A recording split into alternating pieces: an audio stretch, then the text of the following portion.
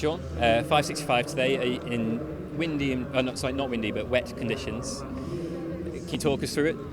Well, it's quite difficult to jump in conditions like this, but I think it's good practice, especially going into Rio. You don't know what the conditions are going to be like, so anytime you have a chance to get out and jump and test yourself, it's a good day. It's your first year as a pro on the circuit this year. What have you learned so far when coming over to Europe? Well, you just learn how to jump in a lot of different conditions, a lot of different winds. Usually when you jump, through NCAAs, they try to set you up a little bit better. They're a little bit more conservative with their athletes. They don't want to push them too hard, and that's certainly not the case in the Diamond League and the pro circuit. You spoke in Oslo in the press conference about that mental barrier now of having the 6 meters there, whereas before you were relaxed about that.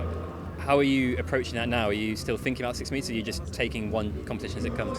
No, I'm just taking one competition as it comes. I know that Rio's the main goal right now, and I want to make sure I do well there, and other goals are set aside for the time being. So now you've been to Europe, you've been on the circuit, all these different conditions that are a bit different from the States. What have you learned that you might need to alter about your run-up?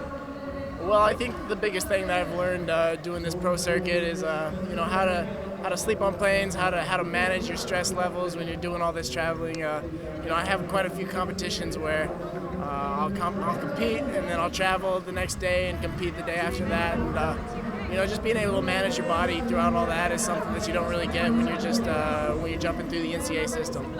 So anyone who might be in that system now that might be in the position you are next year, what kind of advice would you give them? I would just say, when you have some off time, get used to trying to test that out.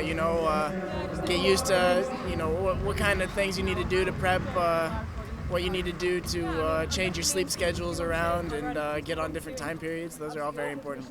Well, congratulations on your second place, and we'll see you later in the year. All right, thanks. Cheers, Shawn.